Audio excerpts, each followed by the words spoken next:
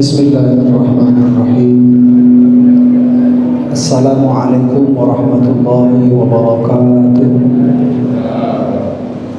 Innal hamdalillah nahmaduhu wa nasta'inuhu wa nastaghfiruh wa na'udzu billahi min shururi anfusina wa min sayyiati a'malina. May yahdihillahu fala mudilla lahu wa may yudlil fala hadiya lahu. Asyhadu an la ilaha illallah wahdahu la syarika lah wa asyhadu anna Muhammadan abduhu wa rasuluhu la nabiyya ba'dah.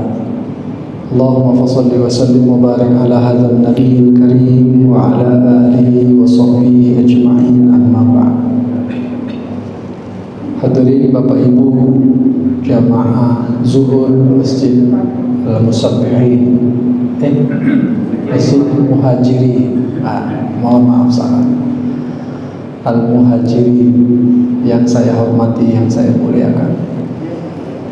Ini perdana saya hadir pada bulan Ramadan. Sebelumnya pernah, tapi bukan bulan Ramadan. Tema kita adalah iman dan kualitas puasa.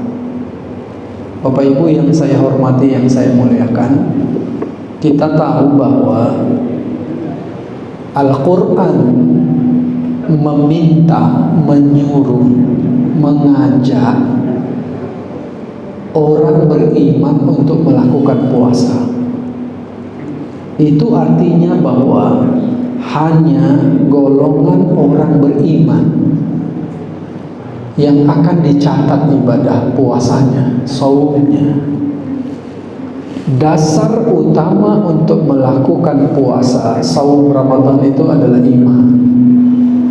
Karena itu, golongan apapun selain golongan orang beriman itu tidak akan tercatat puasanya.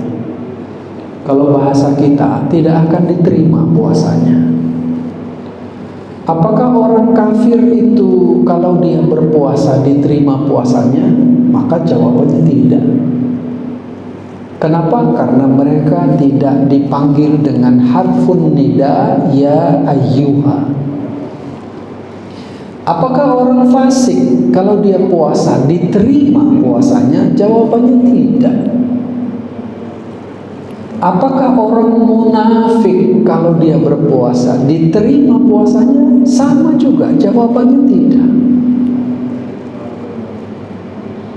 Kalau pertanyaan terakhirnya begini, Bapak Ibu, apakah kalau ada orang Islam yang berpuasa diterima puasanya? Sebagian bilang diterima, sebagian, tapi sebagian lain bilang tidak.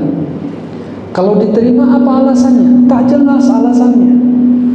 Kalau ikut surah Al-Baqarah 183, maka sekali lagi yang dipanggil, yang diundang, yang diminta untuk saum Ramadan dengan kalimat kutiba alaikumusiyam itu hanya amanu, bukan yang lain, bukan yang lain.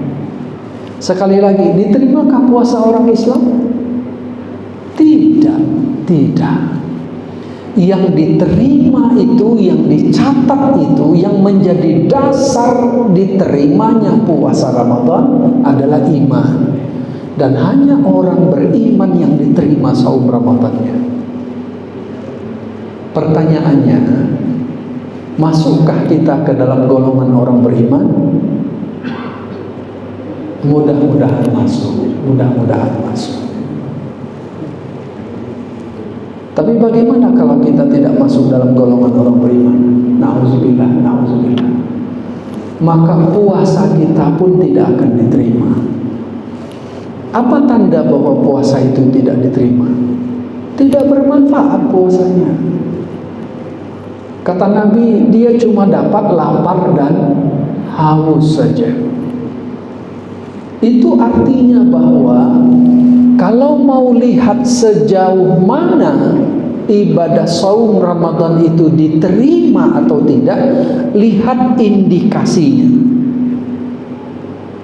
Tapi fokus kita itu hanya iman saja dulu.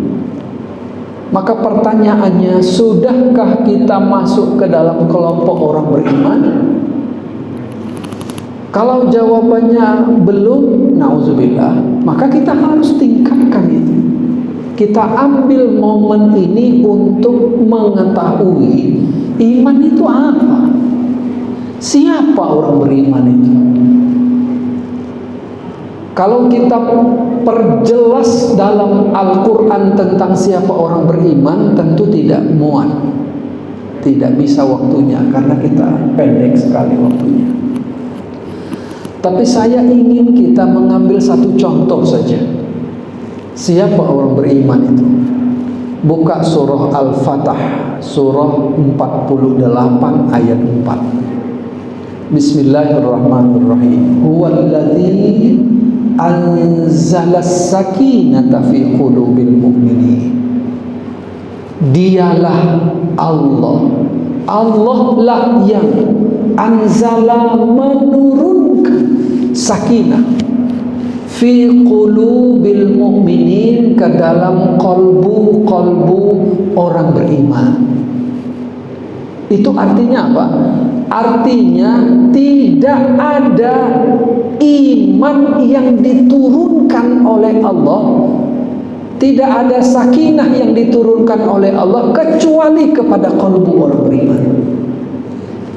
Jadi siapapun kalau dia punya sakinah, dia beriman.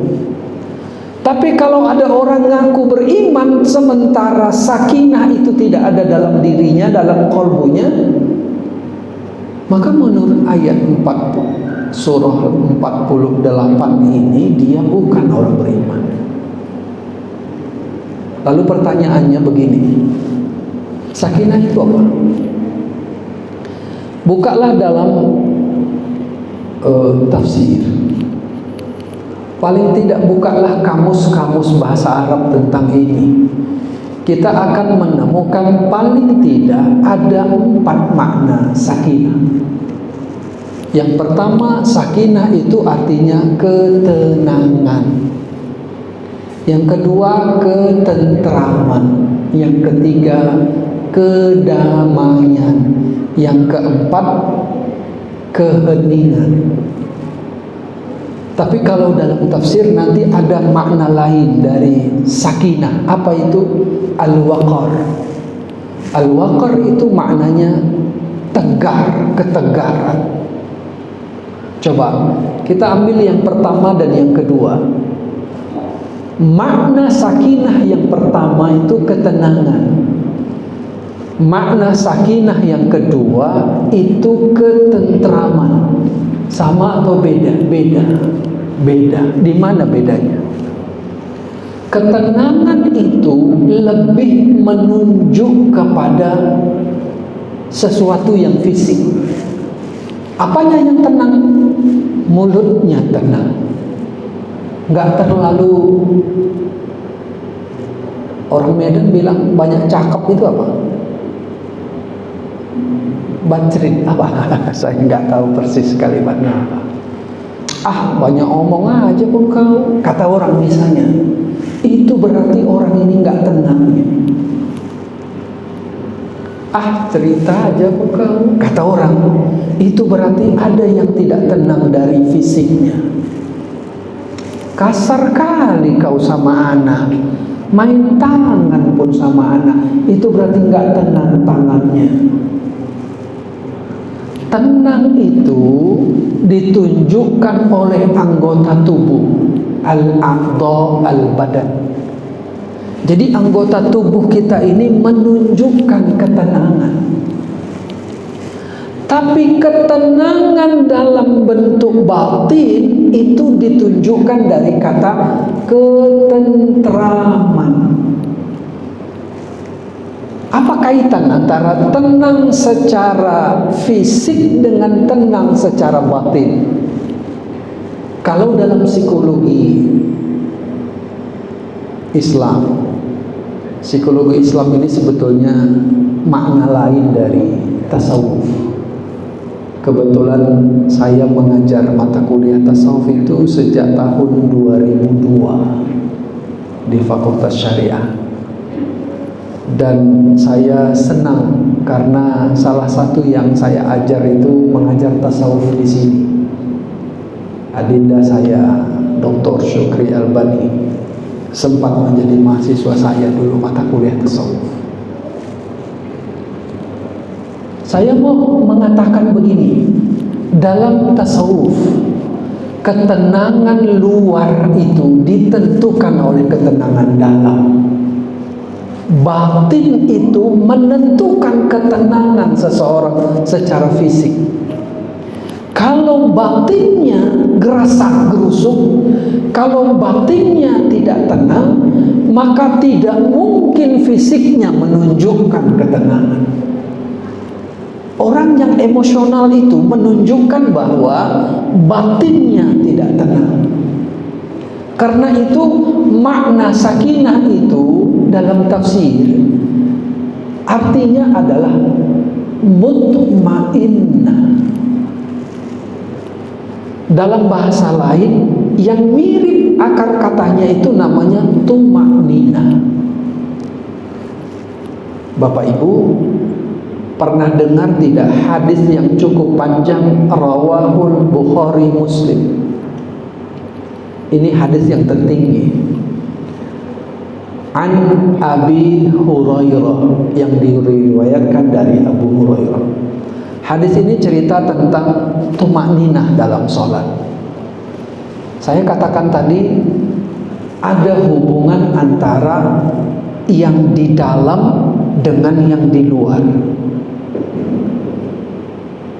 Hadis itu menyebut kata mutmainnah. Begini, Abu Hurairah meriwayatkan satu hari setelah sholat, tidak dijelaskan sholatnya apa, Nabi kemudian menghadap kepada jamaah.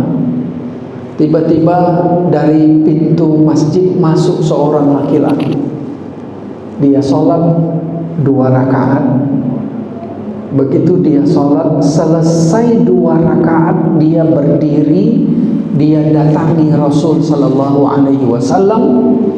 Lalu kemudian dia memberi salam, dijawab oleh Nabi, tapi belum sempat ngomong apapun, Nabi bilang, irji' fasalli fa innaka lam tusalli.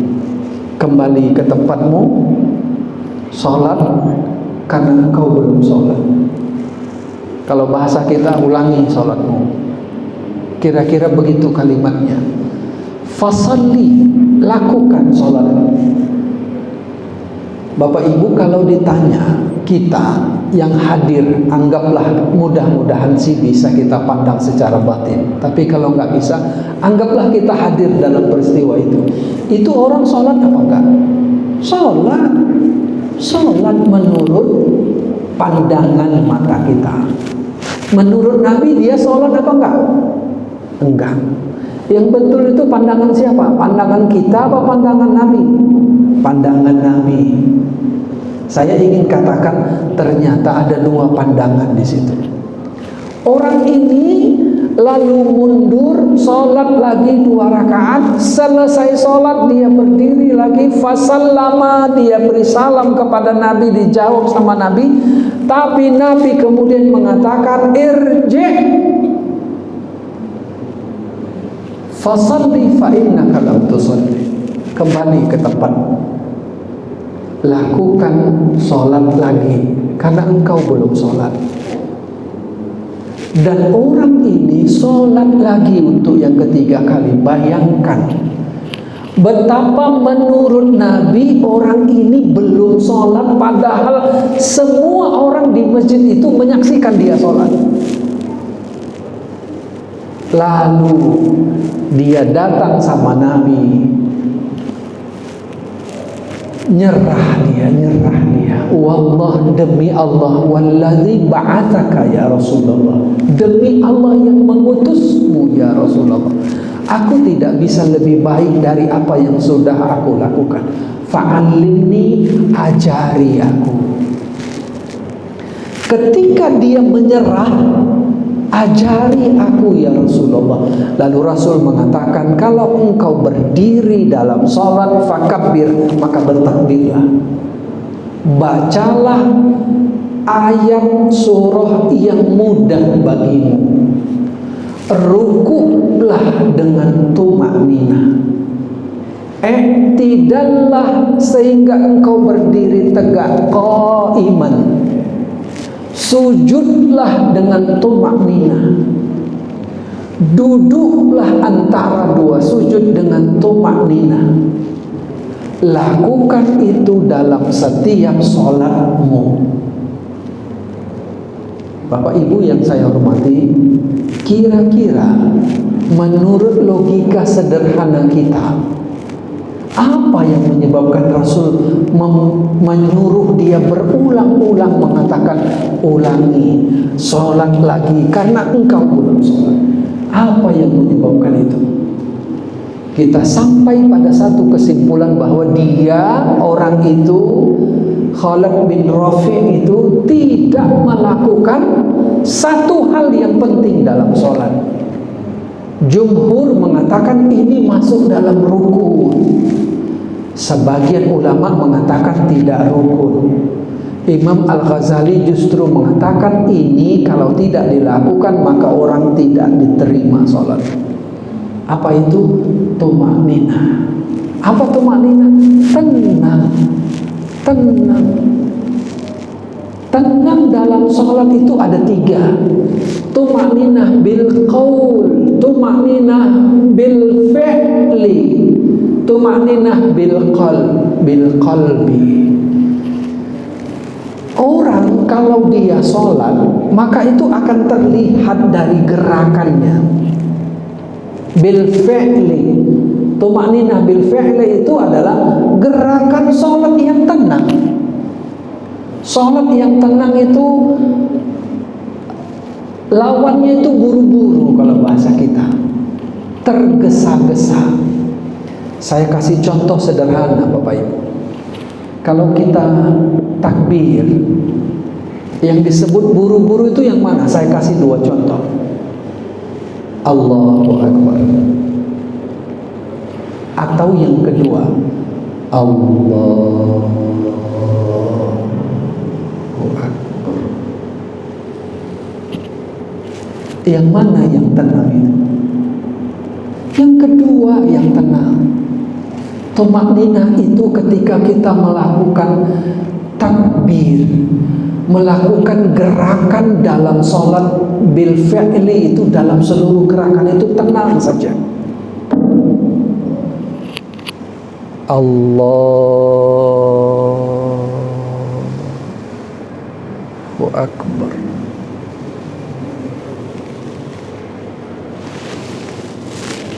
Pertanyaan saya sederhana.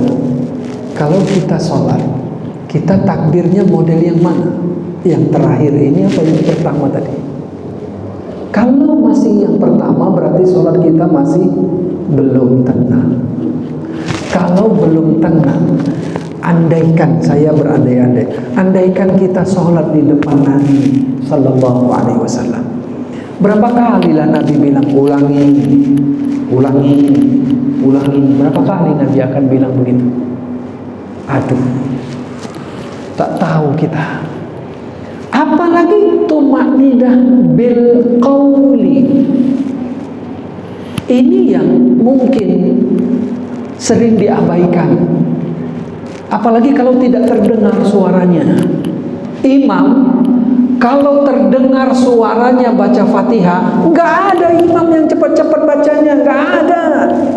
Kecuali tarawih lah, sambung-sambung ayatnya. Saya nggak tahu kalau di sini. Saya belum pernah tarawih di sini.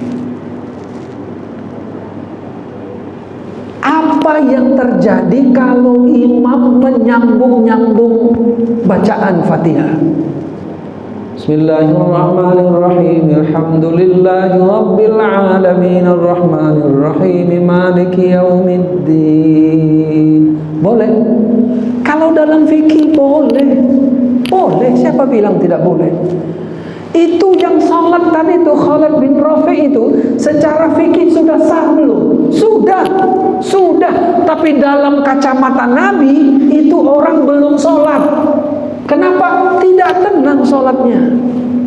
Kalau Fatihah terbaca tidak tenang, menurut Nabi itu tumakninah tidak? Tidak. Bapak Ibu bayangkan berapa banyak orang yang gagal tarawihnya menurut kacamata Nabi. Kenapa? Enggak tumakninah. Tapi kalau tenang bacaannya, satu ayat, satu nafas, tenang saja. Apa yang mau diburu? Kalau orang bercampur, bergabung bacaannya, bukan saja dia tidak tumakninah. Dalam hadis qudsi, Allah itu menjawab semua bacaan ayat per ayat.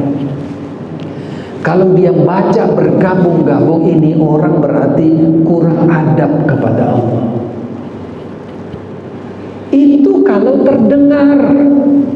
Yang sering jadi masalah adalah kalau suara imam tidak terdengar. Apakah dia juga akan membaca Fatihah sama dengan ketika bersuara? Belum tentu. Karena seringkali kalau Fatihah tidak bersuara, bacaannya tidak lagi semerdu atau setenang waktu didengar orang. Tidak begitu bacaannya. Bismillahirrahmanirrahim. Enggak begitu bacaannya. Bismillahirrahmanirrahim. Alhamdulillahirabbil alamin arrahmanirrahim maliki. Udah begitu bacaannya. Tenang enggak ini bacaannya? Oh tidak. Tenang itu satu ayat, satu nafas. Itu baru tenang namanya. Kalau Bapak Ibu berkenan, nanti satu saat kita akan ajari bagaimana memasukkan energi tiap ayat itu ke dalam diri dengan nafas. Seringkali orang mengabaikan itu, sehingga sholatnya itu tidak memberi manfaat pada dirinya. Harusnya dia baca tenang saja. Iyyaka na'budu wa iyyaka nasta'in. Meskipun orang nggak dengar. Ihdinas siratal mustaqim. Ruku. Ini yang kita abaikan barangkali. Ruku yang kita baca, kalau bacaannya Subhana rabbiyal azim wa bihamdi misalnya, seringkali itu satu nafas tiga kita baca. Subhana rabbiyal azim wa bihamdi, subhana rabbiyal azim wa bihamdi. Begitukah? Harusnya tidak begitu, karena itu tidak masuk tumakninah, tidak tenang bil qaul. Harusnya bacaannya adalah Subhana rabbiyal azim wa bihamdi. Subhana rabbiyal azim wa bihamdi. Subhana rabbiyal azim wa bihamdi. Cuma kalau begini imam baca, nanti makmum panjangnya, lamanya sholatnya. Udah mulai nanti ada yang batuk-batuk di belakang. Ini faktor dua hal, tidak tenang luarnya, tidak tenang dalamnya. Sekali lagi, emosional itu karena tidak tenang dalamnya. Dalam psikoterapi tasawuf, kalau orang belajar tasawuf, harusnya dia juga belajar psikoterapi tasawuf, karena itu dalamnya. Dalam psikoterapi tasawuf, orang yang kena kanker itu karena batinnya tidak tenang. Loh, kok bisa begitu? Ya, coba baca nanti dalam surah Ali Imran tentang al-ghaiz. Al-ghaiz. Al-ghaiz itu apa? Al-ghaiz itu terjemahannya cuma marah saja. Bukan, al-ghaiz itu bukan marah yang keluar. Marah yang keluar itu namanya al-ghadab. Ghairil maghdubi alaihim. Maghdub itu orang yang dimarahi. Marah itu ghadab. Marah yang keluar itu namanya ghadab.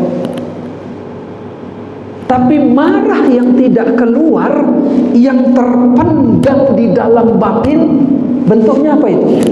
Jengkel, kecewa, suntuk kalau bahasa Medan. Apalagi dendam. Itu marah yang terpendam. Al-Quran menyebut istilahnya al-ghaiz. Al-ghaiz itu kalau kita mampu menghilangkannya, itu orang bertakwa. Begitu kata Quran. Orang takwa itu. Tapi kalau ada orang gak mampu menghilangkan al-ghaiz dalam psikoterapi tasawuf, inilah yang membuat benih kanker dalam dirinya itu membesar. Dan ingat, semua kita punya benih kanker, tapi ada pemicu yang membesarkannya. Di antaranya kalau dalam medis kedokteran itu makanan yang membesarkannya. Tapi kalau dalam psikoterapi tasawuf, yang ikut membesarkannya itu adalah ketidaktenangan jiwa. Itulah makanya, tapi ini mohon maaf saya tidak menyinggung siapa-siapa. Itulah makanya yang banyak kena kanker itu perempuan. Karena perempuan yang lebih banyak memendam perasaan. Dulu 5 tahun yang lalu suaminya pernah bersalah, tapi suaminya udah minta maaf. Tahun 2002 diulangi oleh suaminya. Apa katanya? Bang, 2 kali ya, 3 kali ya membuat. Coba bayangkan, berarti selama 5 tahun dipendamnya itu, tak hilang itu dari batinnya. Itu artinya bahwa selama itu pula dendam itu masih ada dalam dirinya. Padahal itu suaminya. Yang ketiga, yang pertama ketenangan, udah hampir setengah jam. Yang pertama ketenangan, yang kedua ketentraman, yang ketiga itu kedamaian. Sakinah itu maknanya damai. Orang kalau dia pernah bersalah, lalu kemudian dia bertanggung jawab terhadap kesalahannya, itu dia pasti damai dengan dirinya sendiri. Tapi kalau dia tidak terima, siap-siap ini orang pasti stres. Sebulan lebih yang lalu saya ketemu dengan seseorang yang baru keluar dari penjara, teman saya. Orang tahu bahwa dia itu fresh, tidak punya tekanan batin. Kenapa? Dia katakan, sebelum aku masuk ke dalam penjara itu, aku berdamai dulu dengan diri. Jangan pernah sesali, itu takdir dari Allah. Orang yang tidak bisa berdamai dengan dirinya, dia tidak akan pernah berdamai dengan siapapun. Siapapun yang suka menyalah-nyalahkan orang, sesungguhnya dia belum berdamai dengan orang. Kita kalau punya anak kita salah, wajar tidak? Kalau anak kecil, cucu lah, wajar tidak? Wajar, karena dia masih anak-anak. Dan berdamailah dengan itu. Kita pun kalau punya salah, sudah minta ampun kepada Allah. Saya tutup saja yang terakhir, keheningan. Sebetulnya kalau kita bicara soal ini panjang ceritanya, tapi saya ingin katakan bahwa iktikaf itu ibadah hening. Saum itu ibadah hening, ibadah diam. Kalau ada di antara Bapak Ibu yang bisa tunjukkan sama saya perbuatan orang puasa, paten. Karena gak ada perbuatan orang puasa itu. Orang puasa itu tidak makan. Ngapain tidak makan? Ya diam. Tidak minum, tidak muntah dengan sengaja, tidak berhubungan suami istri. Jawabannya tidak. Itu ngapain? Diam. Diam itu apa? Diam itu mendiamkan aktivitas tubuh. tapi secara kolbu diam itu mengheningkan kolbu, mengheningkan jiwa. Dan itu sakinah. Orang yang punya sakinah, maka menurut Al-Quran dia orang beriman. Kalau tidak, belum tentu dia orang beriman. Saya cukupkan dulu 30 menit, mungkin lebih 1 menit, 31 menit. Kalau ada pertanyaan kita diskusi. Bapak Ibu silakan. Silakan Pak.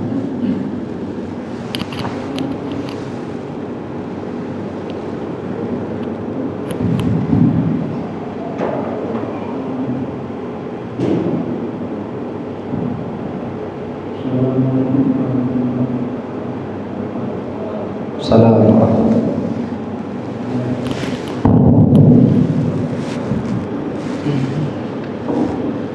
Assalamualaikum warahmatullahi wabarakatuh.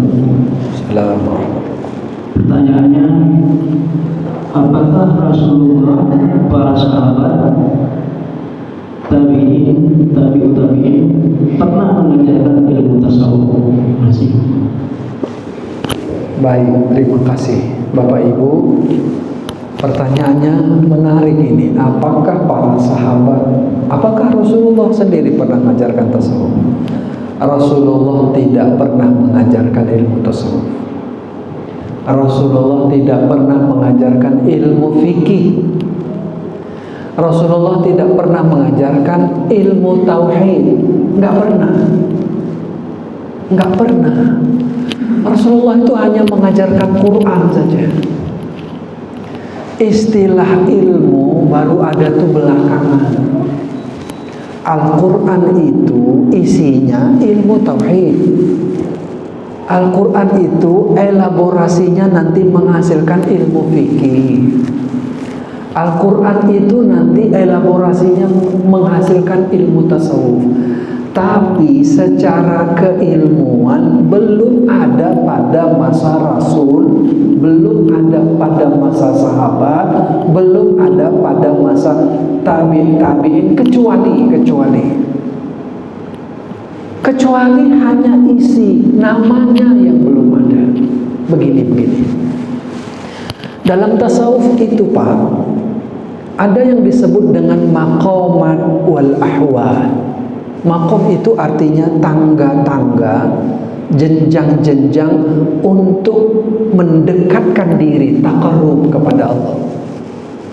Ahwal itu adalah perasaan, ada kondisi batin yang dialami oleh seseorang ketika melewati tangga-tangga itu. Apa tangga pertama dalam tasawuf? Maqamat itu tangga pertamanya apa? Maqamat itu tangga pertamanya taubat. Apakah Al-Quran menyuruh taubat? Oh iya. Apakah Rasulullah mengajarkan supaya umatnya bertaubat? Iya. Tapi ini belum disebut tasawuf. Belakangan baru namanya disebut. Jadi ada penulis yang mengatakan, tapi saya lupa siapa nama penulis. Dulu pada masa Rasul dan sahabatnya, nama ilmunya belum ada, tapi isinya luar biasa. Karena tasawuf itu adalah akhlak zahir, akhlak batin. Itulah inti tasawuf. Orang kalau dia tidak punya akhlak zahirnya dan batinnya, sehebat apapun dia mengaku bertasawuf, dia tidak disebut orang bertasawuf. Ada isinya pada masa Nabi, pada masa Rasul, tapi belum ada namanya. Kata penulis ini, sekarang namanya sudah ada, tapi yang nggak ada isinya. Terbalik. Dulu semua ilmu belum ada namanya. Dulu. Sekarang baru dibuat namanya. Tapi isinya sudah ada. Ilmu tauhid itu ilmu yang paling utama yang harus dipelajari oleh orang yang mengaku beriman. Orang kalau tidak tahu tauhid, dia tidak bisa beriman kepada Allah. Tapi Rasul mengajarkan ilmu tauhid? Tidak, karena belum ada namanya. Tapi apakah Rasul mengajarkan inti tauhid? Ya, yes. Apakah Rasul mengajarkan sholat dalam kategori fikih? Yes, tapi ilmunya belum. Apakah Rasul mengajarkan tasawuf? Intinya iya, akhlaknya iya, akhlak zahir iya, akhlak batin iya, tapi ilmu tasawuf belum ada waktu itu. Begini.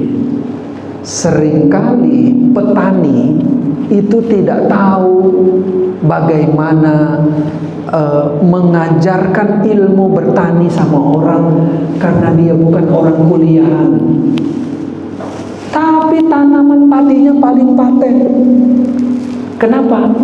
Karena dia bukan belajar teori, tapi dia belajar secara praktek. Belajar secara praktek jauh lebih tinggi ilmunya dari sekedar berteori. Pedagang-pedagang, Pak, sebagian, saya tidak bilang semua, sebagian pedagang itu nggak ada lulusan S1, S2. Mereka itu berdagang justru karena ikut ayahnya, ikut mamanya, ikut abangnya. Jadi mereka nggak berteori, mereka berpraktek. Tapi lama-lama yang jago dagang itu dia, bukan yang ahli ekonomi S1 UIN, S1 USU, S1 UNEMET, belum tentu. Karena belajar teori tidak sama dengan belajar praktek. Sesungguhnya tauhid itu praktek. Sesungguhnya tasawuf itu praktek, bukan sekedar teori. Itu jawaban saya, Pak. Terima kasih. Satu lagi. Assalamualaikum warahmatullahi wabarakatuh. Kami minta dijelaskan sedikit mengenai berdamai dengan diri sendiri dan tuntutan hadis. Terima kasih, Pak. Al-Quran dalam surah Al-Maidah, kalau saya tidak salah, kata Al-Quran, la khaira fi kathirin min najwahum. Tidak ada kebaikan dalam bisik-bisik mereka, dalam gosip kalau bahasa kerennya.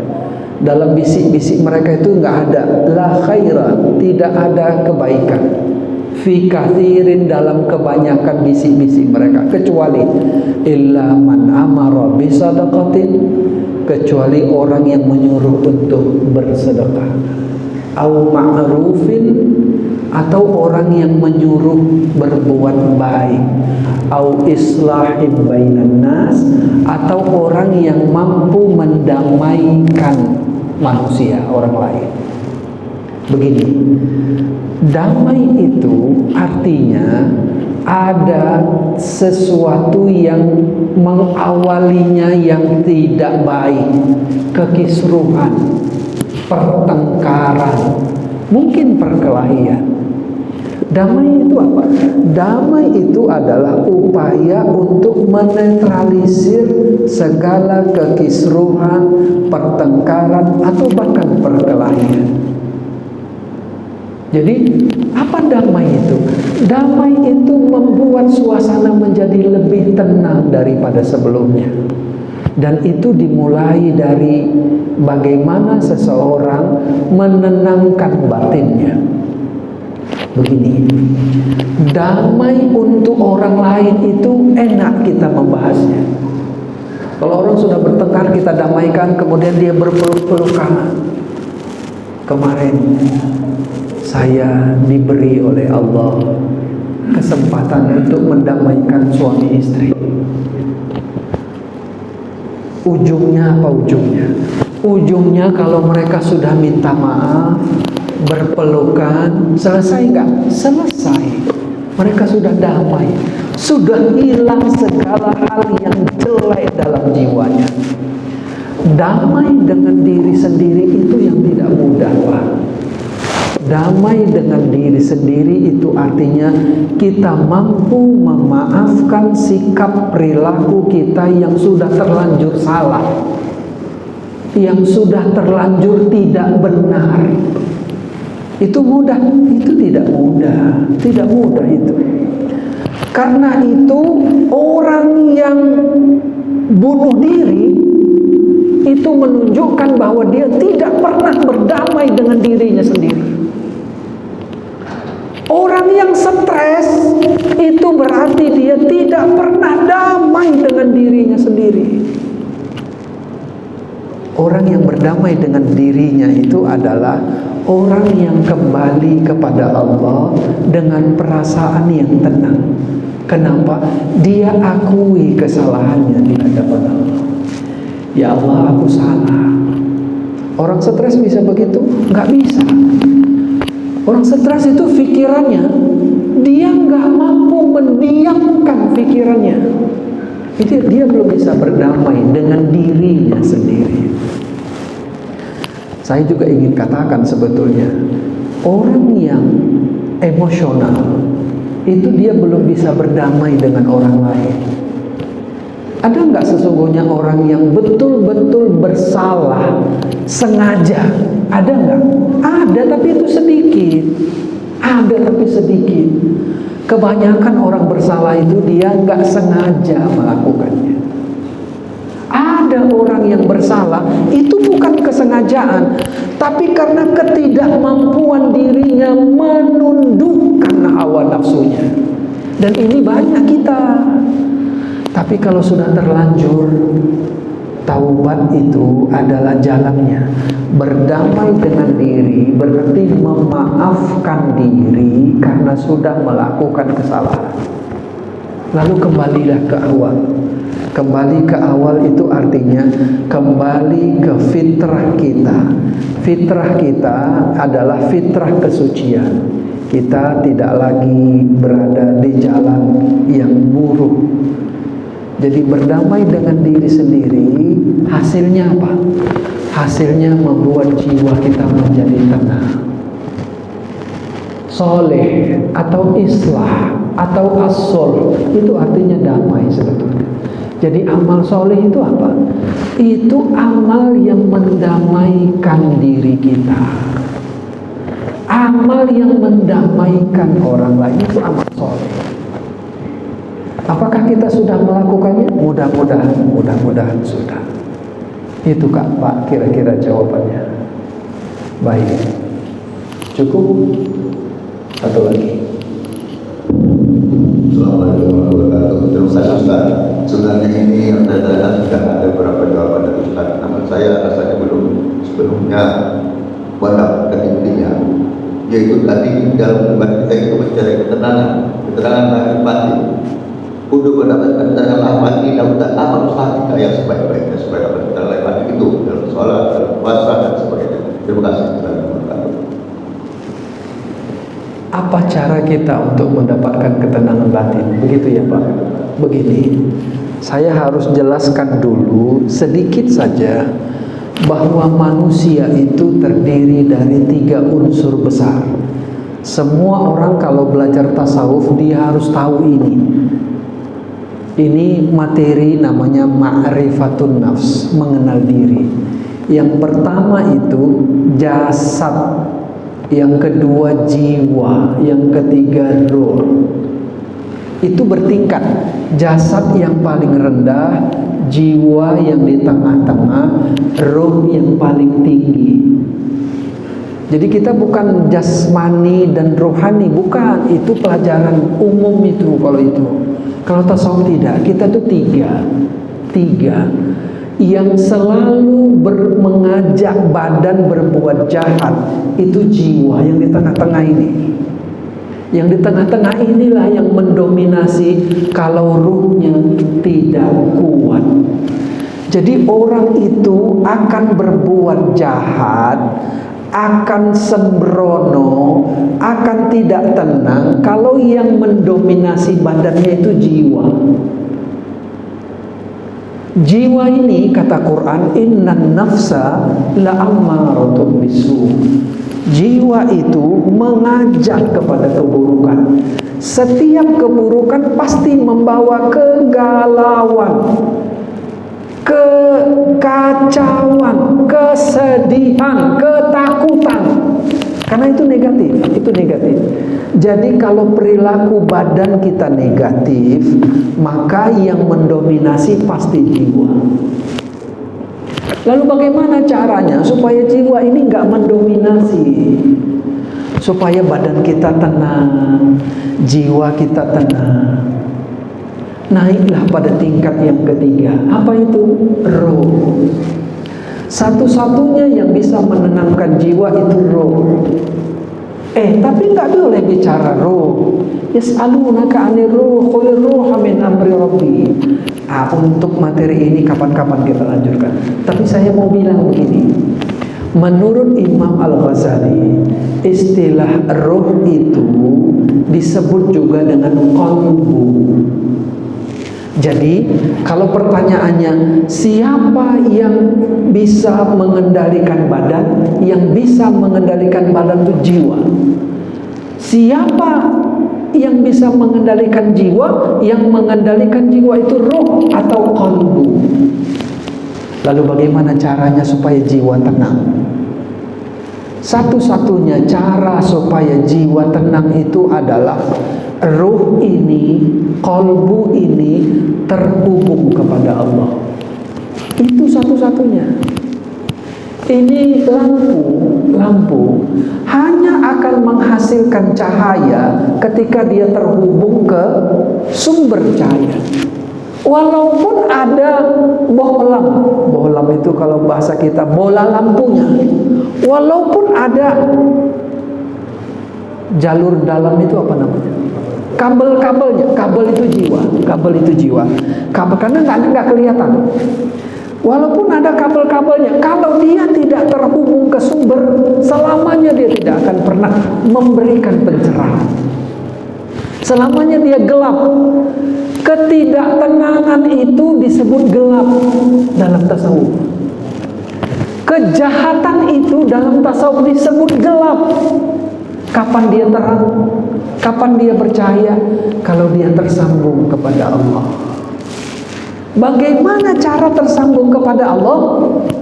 Jawaban sederhananya, hidupkan kolbunya. Hidupkan kolbunya. Hubungkan kolbu itu dengan Allah. Kapan? Kalau sholat, ikut sertakan kolbunya sholat. Kalau ada orang sholat, tapi dia tidak terhubung kepada Allah, maka dia tidak akan pernah mendapatkan mutmainnah. Kalau ada orang puasa, tapi batinnya juga belum tenang, itu artinya kolbunya tidak tersambung kepada Allah. Lalu bagaimana caranya supaya kolbu itu hidup? 2011 yang lalu saya menulis buku judulnya Rasa Ruhani, Spiritualitas di Abad Modern. Kemudian saya lengkapi dengan disertasi tahun 2015 tentang hudurul qalbi. Ada 7 langkah, tapi saya tidak usah menjelaskan karena waktu kita. Saya sebut saja 7 langkah menghidupkan qalbu. Pertama, membaca dengan qalbu.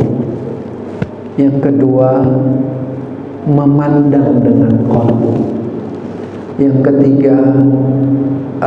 kedua mendengar dengan qalbu. Yang pertama tadi membaca, yang kedua mendengar, yang ketiga memandang dengan qalbu, yang keempat merasakan dengan qalbu, yang kelima bergerak dengan qalbu. Saya contohkan tadi, bergerak dengan qalbu itu seperti orang takbir. Ini yang menggerakkan ini bukan jiwa, tapi yang lebih dalam namanya qalbu. Apa tandanya? Nah, itu ada tandanya nanti. Ada tandanya. Yang ke-6 itu berbicara dengan qalbu. Yang ke-7 itu namanya menghadirkan qalbu. Dalam tasawuf ini namanya hudurul qalbi. Menjelaskan ini perlu 2 jam lagi, Pak. Tapi saya ingin katakan satu-satunya cara supaya dia tercerahkan, supaya dia hidup adalah hubungkan dengan sumbernya. Ruh itu hanya akan berenergi, memiliki kualitas energi ketika dia terhubung kepada Allah Subhanahu wa Ta'ala. Caranya aktifkan qalbunya. Hanya itu caranya. Tapi ini memang perlu teknik yang lebih detail. Nanti kita bicarakan kapan-kapan insyaallah. Itu ya Pak. Baik. Cukup Ustaz, satu lagi boleh Pak. Nah, kalau saya sih nggak apa-apa, tergantung yang lain. Tadi Assalamualaikum. Salam. Tadi Ustaz dari awal tadi terkatakan bagaimana kita sholat itu secara maksudnya yaitu nafas, tidak boleh terburu-buru. Dan pertanyaannya, yang selama ini kita ikuti imam itu tidak ada pernah begitu Ustaz, tetap terburu-buru, apalagi tarawih. Itu kira-kira gimana tempatnya Ustaz? Assalamualaikum warahmatullahi wabarakatuh. Assalamualaikum warahmatullahi wabarakatuh. Saya tak berani jawab. Saya hanya berani jawab tadi sahabat yang masuk masjid yang tidak tumakninah itu disuruh Nabi ulangi. Nabi yang suruh. Itu artinya bahwa orang itu menurut kita dia sudah sholat, tapi menurut Nabi dia belum sholat. Kenapa dia tidak disebut oleh Nabi sudah sholat? Karena tidak tumakninah. Kita sholat tumakninah tidak?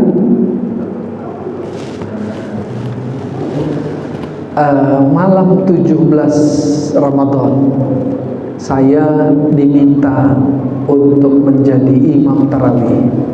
Saya bilang dulu, saya tanya jamaah, jam berapa selesai? Berapa rakaat? 20 rakaat tambah 3, 23. Selesainya jam berapa? Biasanya selesai setengah 10. Saya mohon izin, saya tanya, saya mohon izin, boleh enggak kita selesai jam 10? Boleh? Kalau bapak ibu bilang enggak boleh, saya enggak bersedia jadi imam. Enggak pandai saya cepat-cepat. Bersedia, boleh, kata semua jamaah. Ternyata selesainya bukan jam 10, setengah 11 kurang 5. Hampir 2 jam kita sholat tarawih. Saya tanya pengurus masjid, gimana jamaahnya? Alhamdulillah senang kok. Karena saya masuk materi tasawuf itu sudah hampir setahun di sana. Yang kita ajarkan itu salah satunya bagaimana mencapai mutmainnah itu. Tumakninah itu bagaimana? Ya ayyatuhan nafsul mutmainnah. Itu modal kita mati. Itu modal kita pulang kepada Allah. Tapi itu enggak tiba-tiba. Kalau enggak dari sholat kita latih, enggak ada orang itu yang datang malaikat Israel lalu tersenyum. Ahlan ya akhi. Oh, enggak ada itu.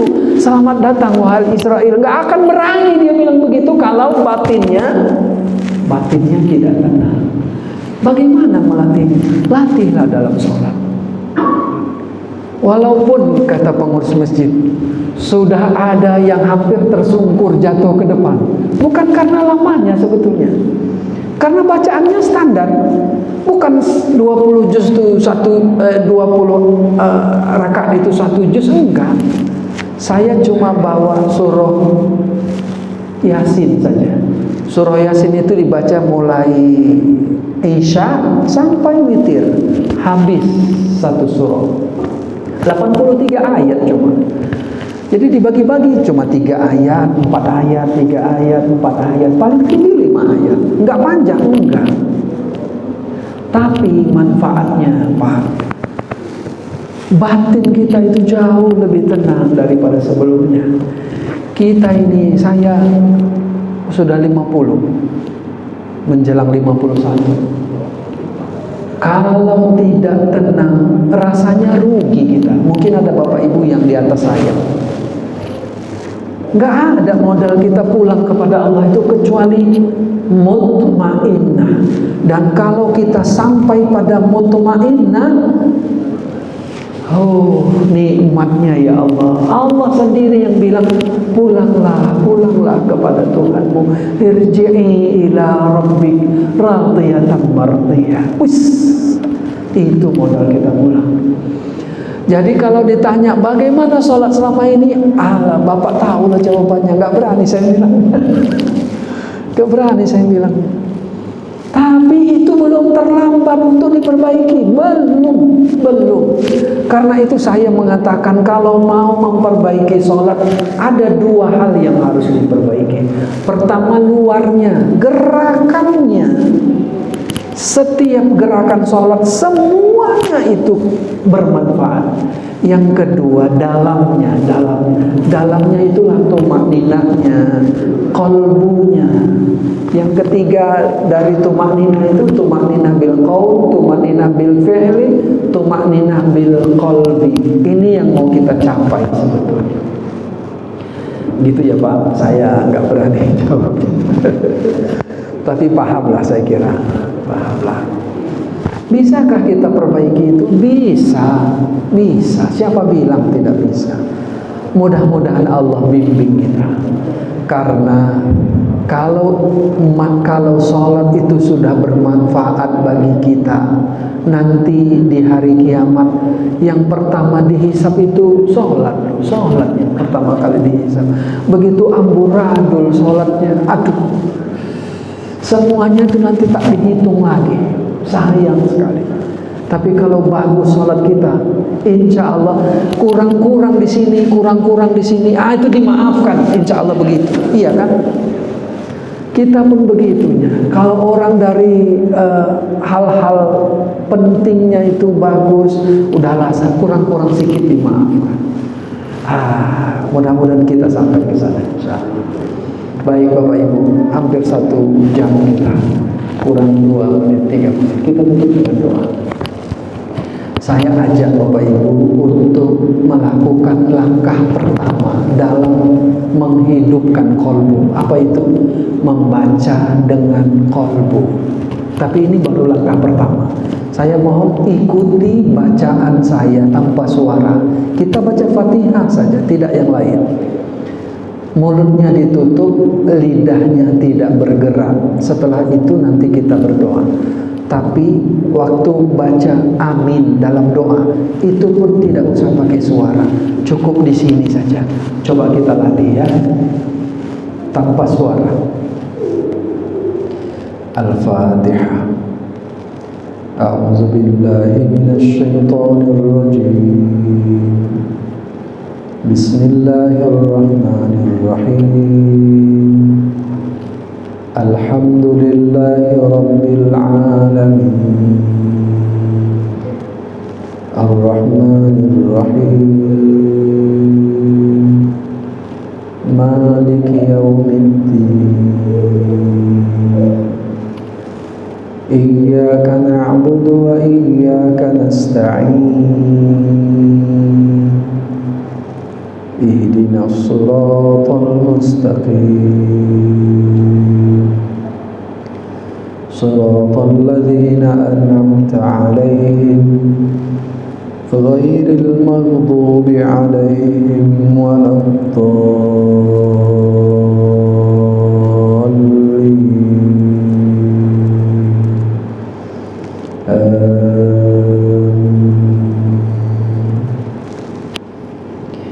Bismillahirrahmanirrahim. Alhamdulillahi Rabbil Alamin. Hamdan yuwafi ni'amahu wa yukafi'u mazidah. Ya Rabbana lakal hamdu kama yanbaghi li jalali wajhikal karim wa azimi sultanik. Ya Allah, inilah kami hamba-hambamu yang datang darimu dalam keadaan bersih, dalam keadaan suci.